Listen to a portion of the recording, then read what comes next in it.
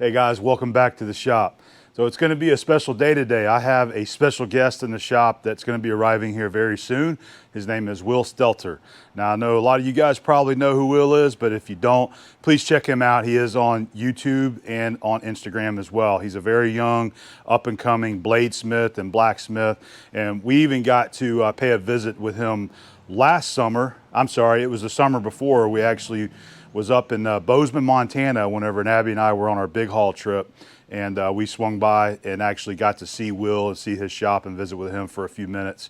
And that was a great connection to finally get to meet Will and and get to talk with him and hang out and see his shop there. But he actually has made the trip all the way down here to Florida from Montana. Now he had some other things that he was doing, but he needs some help with some machining some parts for his Beaudry power hammer. And since he wanted to make the trip down here to Florida to visit some other folks like Steve Swarzer, he decided to make the drive and then put the parts in his truck and drive down here. And on the way back to Montana, he's swinging through Pensacola here, and I'm going to give him a hand. We're going to put the parts here in the American Pacemaker. He's got I believe it's a crankshaft. So he's got a pretty good size shaft that we just need to skin the OD because it's got a little wear on it. And then I've got a piece of bronze here.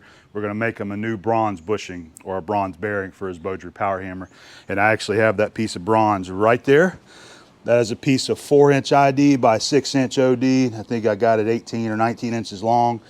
So I have enough to chuck on because the bushing is going to be, I believe it finishes out at 15 inches or so. So we should have enough to chuck in the pacemaker, be able to do our board and turn in and part the thing off. So it's going to be a nice project to help Will out, and we'll get these parts done hopefully today, and he can get on the road and head back to Montana. So he should be here shortly, is on his way, and whenever he gets here, we'll be sure to get some video of the content. I know he's going to be getting some video for his YouTube channel, so be sure to check him out. He does some really beautiful bladesmith work over there on his channel. All right, so we'll bring you back shortly whenever Will gets here and we get started on the machine work. I made it. What's up, man? Good to see you, Adam. Did you make the drive okay here? Yeah, Find it all right? Not too bad. Somehow I overslept in the parking lot of a rest station, but That's okay. You've been busy the past week, man. oh my god. Well, you got like 3,500 miles on your truck now? Almost exactly. Yeah, that's pretty cool, man. Yep, it's squatted pretty good from all the steel. Yeah, you got some parts back there, don't you? Yep. All right. Picked up a couple 100 pounds of steel with Steve Swarzer also. Oh yeah, some stuff to take back? Yeah. Cool, man. Awesome. Well, we'll check all that out, man. We'll give you a little grand tour of the shop and we'll get started on your parts. Awesome. How about that? That sounds great. All right. So here's the parts in question. So what do we have here, man? Can you give us a quick little explanation? Sure. We've got the shafts of two Beaudry power hammers. This is a 400-pound Beaudry number 11 shaft, and this is a Beaudry number 2 shaft. This is the smallest hammer that they made. This is the second largest hammer that they made. Wow. It's kind of funny that despite the fact that they're so different, those shafts seem a lot closer in size than I thought that they would be. Yeah. But this one is chewed up. This is for my hammer. This is for a friend of ours' hammer. Yeah, well, this is, I forgot to mention that, so we'll be doing this for Kevin Willey. Kevin Willey, okay. Yeah. I always say Wiley, I'm sorry. So Kevin Willey. Yeah. Okay. Yeah, well, that's how I always say it. And I got to visit him whenever, like right before I got to your place. We stopped by there and visited him. So so this is one that he's working on, and he asked if I would machine it and also if Will would bring it down here, you know, that free shipping thing. Yeah, exactly. Yeah, pretty convenient. Yeah. So we've got a bushing to machine for him as well. He's got the material for this. We already got it inside, and we're just going to skin this OD, just clean it up, and machine a new bushing. And then for yours, basically the same exact thing, right? Pretty much, yeah. So his, pretty much the exact thing. I think it's probably a little bit out of round and a really nasty surface finish on there. And then, yeah, both of these bearings are totally wallowed out. Yeah. What's the years of these power hammers so we know how old they are? This one was January of 1924, and I'm not quite sure about this one, but I want to say it's within 5 years of that. Probably a little bit. You're looking earlier. at a 100-year-old power hammer with so that's probably the original bearing that's in it? Oh, totally. And wow. it was used pretty hard for a long time. It was servicing the logging industry on the North California coast in Eureka. Yeah. Cool. And then at least for the last like 20 or 30 years, it's been sitting it sat in a shop over there until I drove down and grabbed it. It's probably seen a lot of use, made a lot of parts. So it's just pretty neat seeing that. So basically 100 years old, this one's very, very close in size or age there as well. Yeah, Well, it's going to be some good stuff to work on there. I'm so excited. I've been using this hammer for the last year, and it was, I could tell that things weren't quite right. Yeah. The hammers are so simple, but they need to be square, and so when things are sitting out of square from the wear in the bearing, it just made everything worse, basically. Okay. So it'll be cool to see how much harder this thing hits with a fresh bearing in there. Or Absolutely. bushing. Yep. Yeah. Awesome. Okay. All right. Well, we'll get it in there and get started on it real quick. This is a cool leg vise that you just picked up on the trip, huh? Oh yeah, 6.5-inch jaws. Came out of a cool sawmill shop in Palatka, Florida, and Nice. then went to a bladesmith that is a great mentor of mine, Steve Schwarzer, and he's had it for the last couple of years, and now he wanted to get used again, so he sent it home with me. Awesome. Very cool. All right. Well, this is your camp setup you've been using on the road, huh? Exactly. It's a Go Fast camper, so it's a topper with a wedge camper on top, so it's super easy to pop up and nice and comfortable to sleep in Okay. there. So that pops up and you can sleep up there. Yeah. Oh, so okay. I didn't even realize that when I first saw it. Oh yeah, no, it doesn't take any time to. Look at that. Very cool. And then you crawl in either through the bed, you can pop up a little hatch in there, or you can crawl in over the side. So Yeah. All right. it's quite nifty. How is it like camping in this at the rest areas? It's a little sketchy. I figured it's kind of noisy. Yeah, I woke up. So the first night I slept in Sioux City, South Dakota, Yeah. and I woke up at about 2 a.m. to my truck rumbling. I was like, oh no, someone, like my key was close enough that they like got into the truck and started it up, and like, what's gonna happen now? And so I like poked my head out the side thinking that like someone was Still in your truck? stealing my truck with me in it. But it was just a semi that had parked like 10 feet away, and the exhaust was pointed right at it, but it was shaking my truck more than when it's actually running. So That's some of those things that you don't think about until you experience them on the road. oh my gosh, yeah. But overall rest areas I feel like they're well lit, and Yeah. they have, there's not too many like crackheads hanging around or anything like that. They're pretty safe for the most part. They're just noisy, and they have a lot of trucks that, but Yeah. But this is cool because you live up in Montana, and that's great. You can go up in the hills and go camping, and Exactly. that's pretty cool. I love that kind of stuff. Oh, it's awesome, and I like having a topper on the truck too. It's giving it a bit more utility because Yeah, it kind of protects your gear and kind of keeps it under lock and key, so somebody can't just grab something and go with it. exactly. Keeps it out of the weather too. Yeah, it's been pretty sweet, and these are all made in Montana too, which is The topper is? Yeah, pretty awesome. Nice. Yeah, yep. I'm really happy with it. Yeah, it's been a good setup. Good stuff, man. Super useful on this trip, especially. Yeah. All right, we'll go ahead and get started on some machining now. Sweet.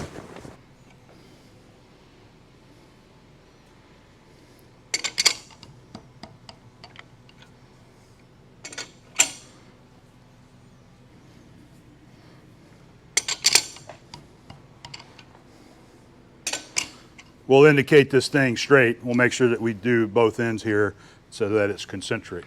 Awesome. I'm just getting it initially, get it centered up, and then So we'll... you do this end first, and then.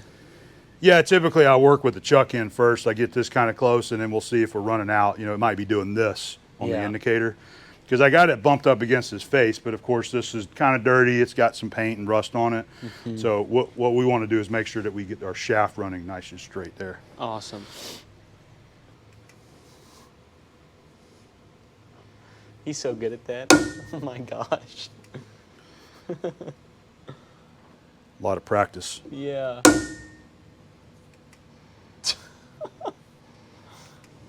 That's less than a thousandths right there. So might be best to just leave it alone. Oh my gosh. Yeah, see I went too far.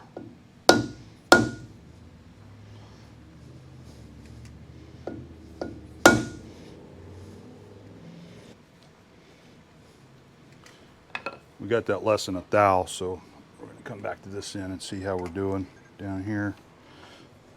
2 thousandths. So you have to do that. You got to do that. Keep squaring it up until you're running straight.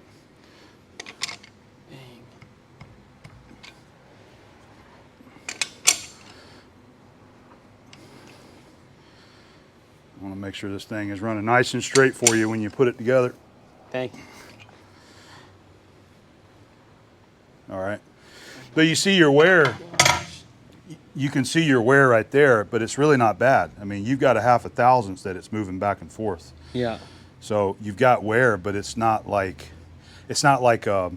oblong wear in it, you know? Yeah. Because that thing's constantly moving. Do you think it would be oblong over on this side? We'll look and see. I think you're just gonna have, see, this side feels really good. This side you can feel more wear. Yeah. So you definitely have some wear there, but that's why we're using this, because this doesn't have wear. Mm-hmm. But let's see the difference here. It's amazing how much that bronze chewed up that shaft. Yep. And it's trash and stuff that gets in there, you know? Yeah. So let me make sure I get this, so we got 2,000ths there. Let me get this bumped and then we'll move it there, because then we should be pretty good. Cool.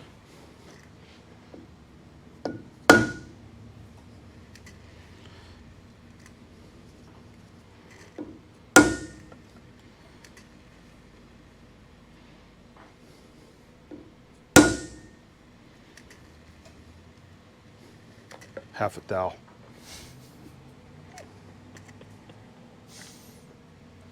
All right. So now you can see some wear. Okay. You see how it's jumping like that? Yeah. So you've got a little out of roundness wear on this end right here. Yeah. Yeah. But we know that this journal is now true to this end, because we want, what goes out here? Is that like a pulley? Yeah. Yeah. Okay. Big 350-pound flywheel. Oh, okay. The flywheel. So that's like your rotating mass? Yeah. Okay. Yeah. Yeah, so now we know that this side's good. This side is really good here. There's virtually no wear. So we're running nice and straight. So we should be ready to skin this thing. Awesome. Turn it. All right, here we go. Come on.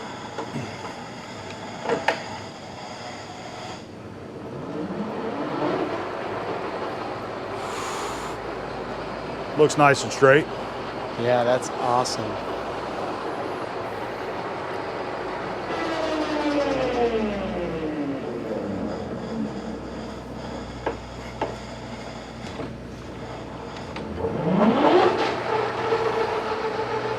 At 388. Yep.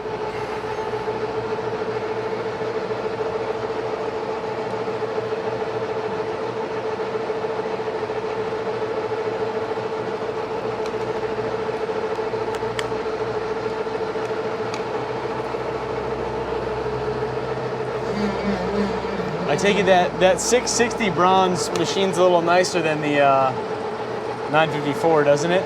I'm not sure. I just know that that's really all I've ever machined is the 660 for most all the applications I've run into. That makes sense. Yeah.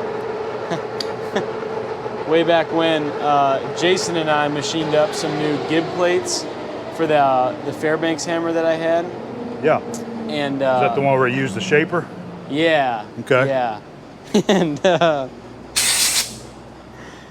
of the like 6 or 8 cutters that he had on it, it ripped up all of them. Yeah.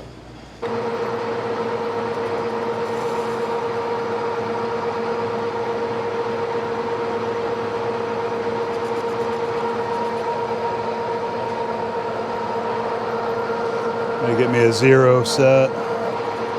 That's 5 thou. We'll let that cut across, see what it looks like. We might take another 5 to clean it up. Awesome.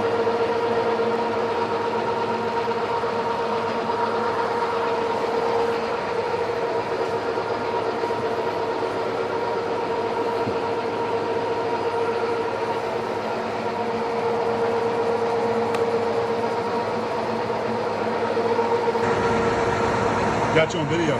Oh man. That's good.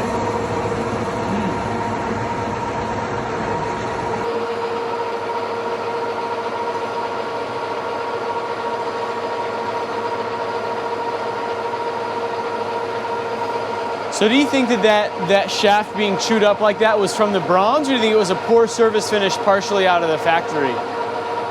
It's hard to say. I think they probably had a pretty good finish on there, but you're talking about 100 years of rotating. millions of times, and it's eventually just going to get trash in there and just do some wear. It's normal. Yeah. Just gets wore out. Even the bronze allows it to. It's amazing what you see. You don't think that it's going to have wear with a bronze, but it still gets wore out. I've seen it countless times. That's pretty wild. Some of that can be caused from like the shaft itself as it's wear, and it's got really, really fine particles that it's shearing off. It starts getting mixed into that rotating mass and just creating worse problems. Yeah, that makes sense.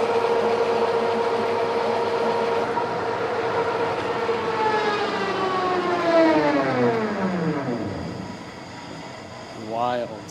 Yeah, you can definitely see a little bit lower spot there. Yeah. Huh. Yeah, there's a in the bearing itself, or bushing. Keep on bearing. In the bushing, there's a groove on the back there.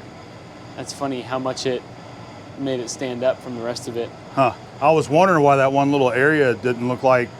It seemed like it was more on size than the rest of it. Yeah, no, it's Where did we put that thing? Is.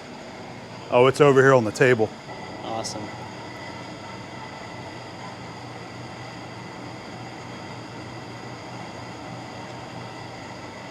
We are running like straight as an arrow right there. Awesome. See, that's what I was worried about with the lathe, because I haven't ever proved it out. Yeah. But I worked with it over the weekend, making sure that I got it tweaked with the feet. Sweet. And this right here, this makes me happy because the center is on. Like awesome. I have not adjusted the center. Oh, cool. So that right there is 6.5 under, 4.5 inches. Yeah.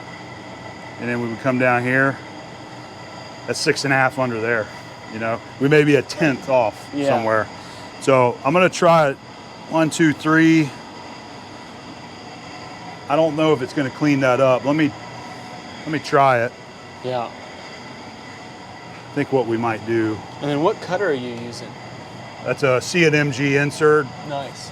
With the 64 or 1/64th radius? Yep. Nice. Yep. I made the mistake of buying the 32nd or 16th or whatever they are. I like using a number 1 radius. Okay. You get better chip control with a larger radius. Yeah. It wants to do the curly, longer, stringy chips with a tight 431. Yeah. A number 1 radius. You have that 64th corner radius on there. That's nice. Just does better. Yeah. I think we're gonna try to spin it a little faster. See how it does. 540. See, that ain't bad. 5,000 feed rate. That was a 10,000 feed rate. Now we're still at 5. Sweet. That looks awesome. Slow that feed down, and then see we kicked up the surface speed, so that helps produce a little better finish there for you. Yeah, that's super I can nice. still see a little groove in there. Yeah. Where? Think those are worth getting out? I'm because you got so much material there, I'm gonna say yeah. Okay. So I'm thinking that we need to take another 5,000ths off of that. Cool.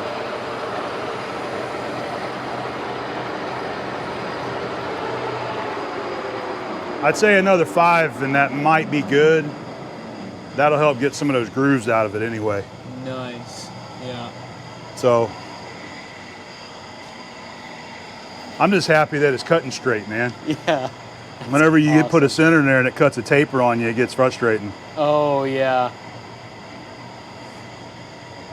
Yeah.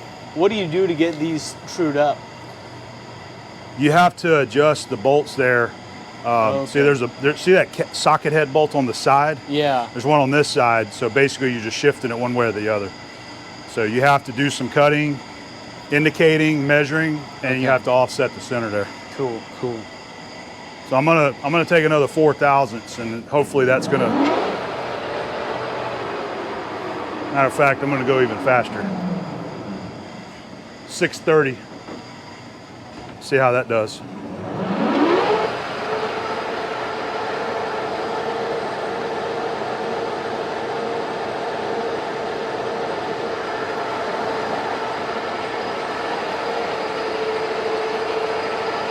Ooh. Maybe that'll be our finish. I wouldn't be mad about that at all.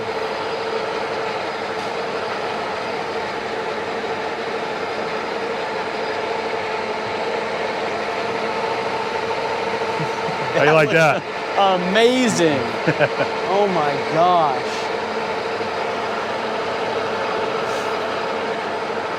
That whole hammer's covered in CRC's rust converter. Oh yeah? Awesome stuff. Yeah. Yeah. Well, actually, the face, that is too, the face of that. But it got beat up a little bit. Yeah. That's amazing. It looks holographic. You know, if we just clean it up like we did right there, you're only talking a few thousand. So are you gonna be able to just like make you like a shim, like a thin shim stock? That's kind of what I'm thinking. But I don't know how fast it's gonna wear away either. I don't even know if it's worth doing. Yeah, but I just don't have any big tool bits down here. You know, I've got a bunch of tool bits at the house. Yeah. That I can match this up and we can, you know, blend this all back together basically. Okay. But you want us to go ahead and face that, clean it up some? I think probably it's worth it. Okay. I think so. Okay. There's still some grease on there and whatnot too. Yeah.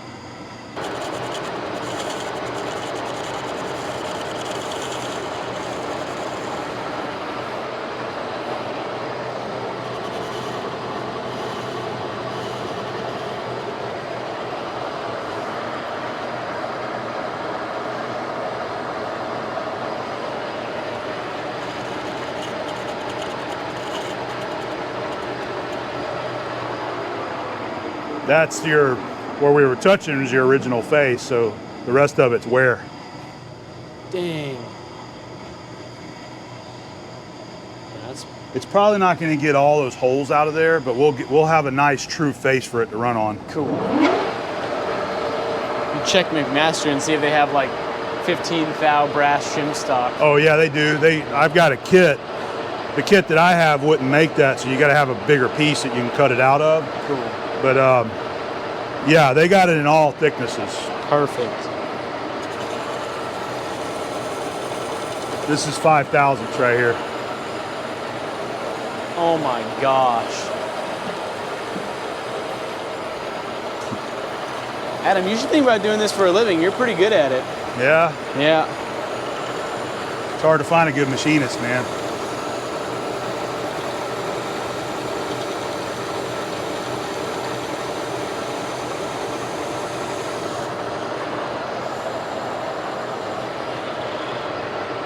Dang.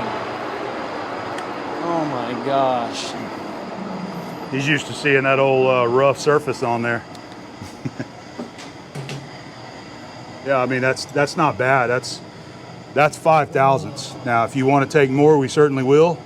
But I think it's pretty good where it's at. I think because that's probably like that hole is probably going to be at least 10-15 thousandths deep. Yeah. No, I think that's just fine. I probably don't even need to put a shim in there, honestly, if it's only 5 thou. You may be able to get away with it if it's 5/1000. Yeah. So what I'm going to have to do though is I got to come up with a tool that we can use. I might be able to cheat and grind a radius tool that I can use and just kind of blend it. It doesn't have to be the full radius. Yeah. Something close, I can get in there and cut a little bit, move it, cut a little bit, and just blend it all together. Yeah. Yeah. So that's what I'm going to have to work on now. Cool.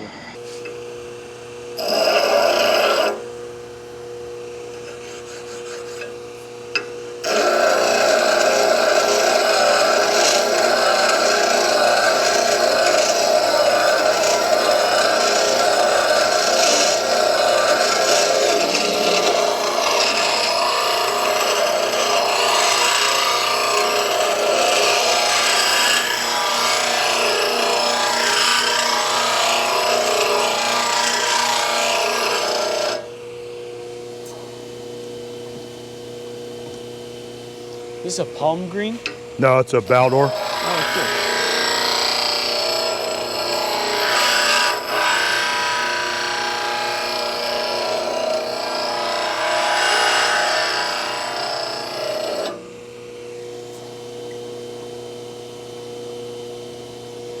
I'm gonna have to relieve the side a little bit, so I'm gonna be right here.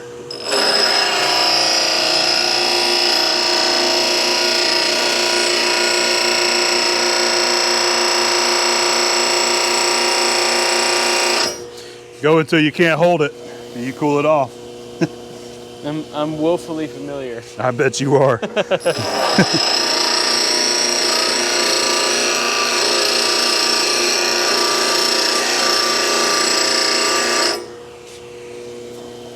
So I'm just creating relief underneath the cutting edge there.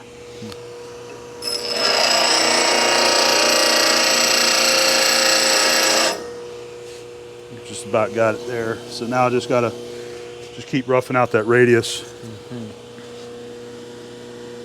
Not too bad right where it's at there, see? That's awesome. Do you relieve that face at all? The face. Top? Yeah, it's good. This rake, is that your cutting angle? Is that a rake? Yeah, underneath it. Well, the rake is gonna be on the top. So typically you rake it back into the side rake and back rake. So but you will grind that top? Not necessarily. Okay. There's really no need into it. Oh, cool. I mean, you can, but that's neutral when it's flat, so it really doesn't hurt anything. Cool. Now, if I was doing a bunch, yeah, I'd want to rake it back to help kind of clear that chip out of there. But this is going to be good enough for what we're doing right there. So awesome. I need to do a little bit more, but now we can come over to the fine wheel.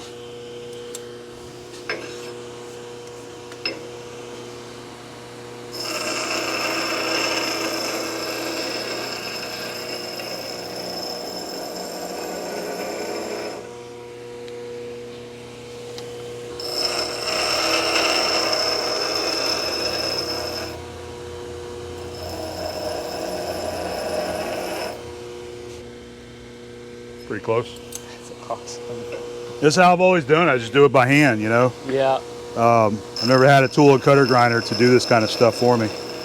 I don't fully understand how you get those set up to be able to do this sort of thing, but I'm sure it's, yeah. Once you learn it, once you learn the setup, it's not too bad. I have a little tool cutter grinder for sharpening my pantograph tools, but I haven't gotten my pantograph set up yet, so yeah, haven't had to use it. Yep. It's gonna be pretty close, I think. Sweet.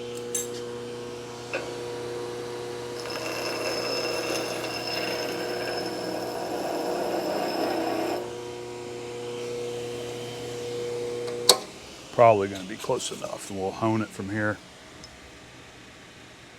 So we'll just use that radius right there. Awesome, that looks great. All right, so we've got wheels. The shaft is now turned. We recut the radius in there. We cut the face right there, and I think it turned out pretty good. I think that's a little bit better than it was. Slightly. A little, just Slightly. like all yeah. I liked your excitement whenever you saw the finish. Whenever we were. I can't believe how good it looks. Holographic. It is so perfectly smooth and clean. I've never machined anything that looks even remotely that good. Well, nothing to it. Just take some notes and go home and use your little pacemaker and turn you some chavs at it. Yeah, I'm gonna. All right. This was a little sketchy trying to get that full radius in there, but we got that cleaned up, looking pretty good. So this part is done right here. I'm gonna mic it and write down what our size is. And then, so we're gonna go ahead and do the one for Kevin next. Since we've got the jaws flipped around, we're gonna be duplicating this, I believe. We need to look at it, but I think that's our next step there. Awesome. All right, so this is the crankshaft here for Kevin. We're gonna do the exact same thing. We're gonna just clean this up, probably take, if I had to guess, 10 thousandths off of it, clean this face here as well. And I did find out once I got this indicated that I think somebody has turned this before because it's already about 20 thou under 3.5. But this was not turned true with this end and the center and this end right there. So I think somebody had set this up and actually didn't true it up perfectly when they did that. So we've got ours true with this end and this end right there to clean it up. So if we get in here close, you can kind of see the run out on that journal. We got that end trued up nicely. Retooled the center. Got that recut. This is running true and that end's running true there. That was our first pass on Kevin's spindle here. You can see we got one spot that didn't quite clean up. That was a 15 thousandths pass there, so I think I'm gonna take another 5 and that should finish that out. We're also going to touch this face up and the radius, just like we did on Will's spindle.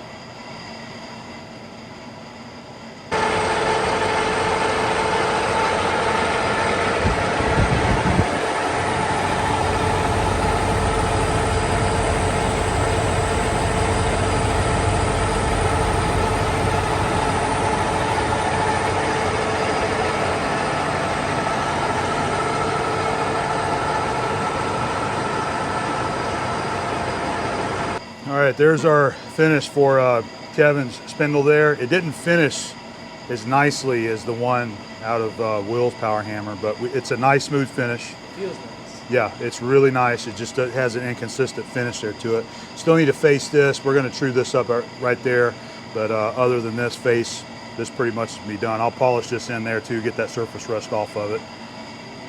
To me, it's almost like this was welded up before. And I'm not saying that it was, but the way that it finished is almost like you were cutting weld material.